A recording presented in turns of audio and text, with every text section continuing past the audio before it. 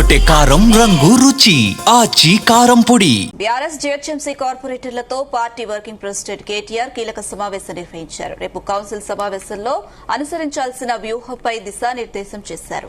10 ఏళ్ల పాటు గ్రేటర్ ను పాలించి ఎలాంటి అవినీతి జరగకుండా పాలించామన్నారు. ఇటీవల జూబిలీహిల్స్ ఎన్నికల్లో కార్పొరేటర్లు బాధ్యతాయుతంగా పనిచేశారని కితాబునిచ్చారు. ఇక రాబోయే దీక్షా దివస్ ను ఘనంగా నిర్వహించాలన్నారు కేటీఆర్.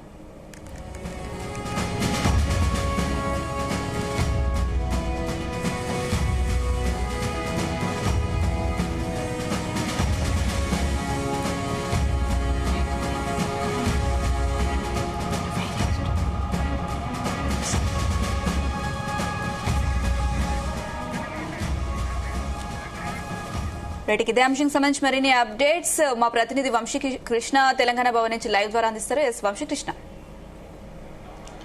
కొద్దిసేపటి క్రితమే బీఆర్ఎస్ పార్టీ జీహెచ్ఎంసీ నాయకులు ఎవరైతే ఉన్నారో ఎమ్మెల్యేలు కావచ్చు, ఎమ్మెల్సీలు, మాజీ ఎమ్మెల్యేలు, మాజీ ఎమ్మెల్సీలతో పాటుగా గ్రేటర్ హైదరాబాద్ కార్పొరేటర్స్తో కూడా విస్తృత స్థాయి సమావేశాన్ని BRS party working president KTR నిర్వహించారు. ప్రధాన ఎజెండా చూస్తే మాత్రం 2 అంశాలు. ఒకటి, రేపు జరగబోయేటటువంటి కౌన్సిల్ సమావేశం ఒకటి కాగా 2, అటు రానున్నటువంటి 3 నెలల్లో అటు ఫిబ్రవరి 10వ తేదీతోటి ఏదైతే జీహెచ్ఎంసీ కౌన్సిల్ గడువు ముగినున్నటువంటి నేపథ్యంలో జీహెచ్ఎంసీ ఎన్నికల ఎజెండాగా ఈ 2 అంశాలపైన అటు ఏదైతే మీటింగ్ జరిగిందని కూడా చెప్పాలి. ప్రధానంగా ఈ మీటింగ్లో రేపు జరగబోయేటటువంటి కౌన్సిల్ సమావేశంలో నగర సమస్యలపైన పెద్ద ఎత్తున ఏదైతే లేవనెత్తాలని, దాంతో పాటుగా ప్రధానంగా ఆందోళన కార్యక్రమాలకి ప్రభుత్వాన్ని నిలదీయాలనేది కూడా అటు BRS party working president KTR అటు ఏదైతే జీహెచ్ఎంసీ కార్పొరేటర్లకు కావచ్చు, ఎమ్మెల్యేలకు సూచించినట్లు కూడా తెలుస్తూ ఉంది. ప్రధానంగా 10 ఏళ్ల పాటు కూడా కార్పొరేటర్లుగా ఎలాంటి మచ్చ లేకుండా ఏదైతే ఈ పదవి కాలాన్ని పూర్తి చేసుకుంటున్న సందర్భంగా కూడా వారికి శుభాకాంక్షలు తెలిపినటువంటి సందర్భం మనకు కనిపిస్తూ ఉంది. దాంతోపాటుగా జూబ్లీహిల్స్ ఉప ఎన్నికల్లో కార్పొరేటర్లు కూడా చాలా మెరుగ్గా పనిచేసినటువంటి నేపథ్యంలో వారందరికీ కూడా శుభాకాంక్షలు, అభినందనలు తెలిపినటువంటి పరిస్థితి కూడా మనం చూస్తూ ఉన్నాం. ప్రధానంగా ఏదైతే గ్రేటర్ ఎన్నికలు జరగబోతున్నటువంటి నేపథ్యంలో 3 నుంచి 4 నెలల్లో గ్రేటర్ ఎన్నికలు జరగనున్నటువంటి నేపథ్యంలో ప్రధానంగా గ్రేటర్ ఎన్నికల్లో ఏదైతే డివిజన్ల వారీగా, వార్డుల వారీగా ఎలాంటి నిర్ణయాలు తీసుకోవాలి, కమిటీలు ఏ విధంగా వేయాలి, ప్రధానంగా బూత్ కమిటీలను కొంత స్ట్రాంగ్గా ఏర్పాటు చేసుకోవాలనేది కూడా బీఆర్ఎస్ పార్టీ ఆలోచన చేసినది కూడా తెలుస్తుంది. ఎందుకంటే జూబ్లీస్ ఉప ఎన్నికల్లో రిపీట్ అయినటువంటి ఏదైతే ఫలితాలు అటు ఏదైతే గ్రేటర్లో రిపీట్ కాకూడదనే ఉద్దేశంతో కూడా బీఆర్ఎస్ పార్టీ ఉన్నట్టు కూడా చాలా స్పష్టంగా తెలుస్తూ ఉంది. ప్రధానంగా డివిజన్ స్థాయిలో కమిటీలను ఏర్పాటు చేయడంతో పాటుగా నియోజకవర్గాల వారీగా కూడా కమిటీలను ఏర్పాటు చేయాలనేది కూడా బీఆర్ఎస్ పార్టీ ఆలోచన చేస్తుంది. ఆ దిశగా కార్యాచరణను, వ్యూహాన్ని కూడా రచిస్తున్నట్లు కూడా తెలుస్తోంది. ఆ దిశగా పార్టీ కార్యకర్తలకు కావచ్చు ఇప్పటికీ ఆదేశాలు ఇస్తున్నటువంటి నేపథ్యంలో ఈరోజు నిర్వహించినటువంటి జీహెచ్ఎంసీ ఈ ఏదైతే సమావేశంలో కూడా అటు నాయకులకు కావచ్చు, కార్పొరేటర్లకు కూడా ఏదైతే సూచనలు చేసినట్టు కూడా తెలుస్తూ ఉంది. క్షేత్రస్థాయిలో ఎలాంటి సమస్యలు ఉన్నాయి వాటిపైన ఇప్పటి నుంచే బీఆర్ఎస్ పార్టీ జీహెచ్ఎంసీ పరిధిలో ఉన్నటువంటి అన్ని ప్రాంతాల్లో పోరాటం చేయాలని కూడా ప్రజా వ్యతిరేకతను ఏదైతే ప్రభుత్వ వ్యతిరేకతను ఏదైతే ఉందో దాని అన్నిటికి సంబంధించి కూడా ప్రజాక్షేత్రంలో ఏదైతే తీసుకురావాలనేది కూడా వారు ఆలోచన చేసినట్టు కూడా తెలుస్తూ ఉంది. కొద్దిసేపటి క్రితమే జీహెచ్ఎంసీకి సంబంధించినటువంటి మీటింగ్ ముగిసింది. ప్రజెంట్ ఆ మీటింగ్లో దాదాపుగా నగరానికి సంబంధించినటువంటి ఎమ్మెల్యేలు అందరూ కూడా పాల్గొనడం జరిగింది. దాంతోపాటుగా మాజీ ఎమ్మెల్సీలు కావచ్చు, ఎమ్మెల్యేలు కావచ్చు, ఏదైతే కార్పొరేటర్లు కూడా పెద్ద ఎత్తున పాల్గొన్నటువంటి నేపథ్యంలో రేపు జరగబోయేటటువంటి ఏదైతే కౌన్సిల్ సమావేశానికి సంబంధించి కూడా ప్రభుత్వాన్ని నిలదీయడానికి ఈ అటు బీఆర్ఎస్ కార్పొరేటర్లు సిద్ధమయ్యారని చెప్పాలి. ఆ విధంగా ఎమ్మెల్యేలు కూడా సిద్ధమైనటువంటి పరిస్థితి కూడా మనకు కనిపిస్తుంది.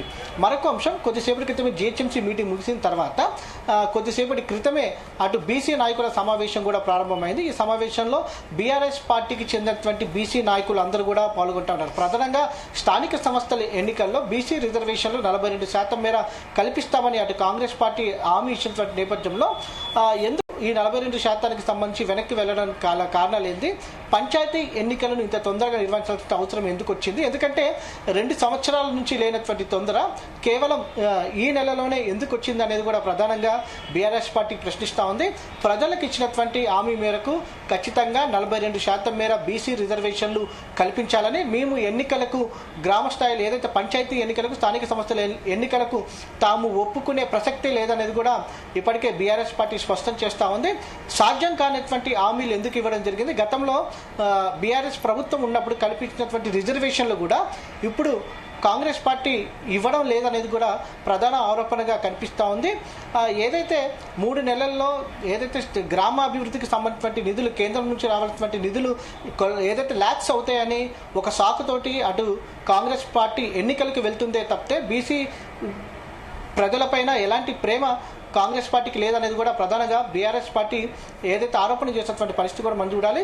అటు ఎన్నికలకు తాము పూర్తిగా వ్యతిరేకిస్తున్నాము, బీసీ రిజర్వేషన్లు కల్పించాలి, ఇండియా కూటమి కూడా అటు పార్లమెంట్లో ఈ అంశాన్ని లేవనెత్తాల్సింది పోయి దాంతోపాటుగా హైకోర్టులో ఉన్నటువంటి తీర్పును కూడా లెక్క చేయకుండా ఎన్నికలకు వెళ్లాల్సినట్టు అవసరం ఏమొచ్చింది అనేది కూడా ప్రధానంగా బీఆర్ఎస్ పార్టీ ఏదైతే కాంగ్రెస్ పార్టీని ప్రశ్నిస్తున్నటువంటి పరిస్థితి కూడా మనకు కనిపిస్తోంది. రాష్ట్ర వ్యాప్తంగా బీసీ నేతలందరూ కూడా బీఆర్ఎస్ పార్టీ తరపు నుంచి ఆందోళన కార్యక్రమాలకు వెళ్లబోతున్నారు. దీనికి సంబంధించినటువంటి కార్యాచరణను కూడా బీఆర్ఎస్ పార్టీ సిద్ధం చేసినటువంటి పరిస్థితి మనకు కనిపిస్తూ ఉంది.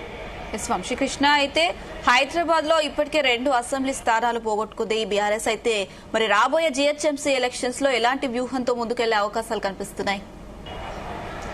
ప్రధానంగా జీహెచ్ఎంసీ ఎన్నికల్లో మనము చూస్తూ ఉన్నాం. జూబ్లీహిల్స్ ఉప ఎన్నికల్లో ఏవైతే లోపాలు ఉన్నాయో ప్రధానంగా పోల్ మేనేజ్మెంట్కి సంబంధించిన అంశాలు కావచ్చు, బూత్ లెవెల్ కమిటీస్ని చాలా స్ట్రాంగ్గా ఏర్పాటు చేసుకోవడంలో బీఆర్ఎస్ పార్టీ విఫలమైంది.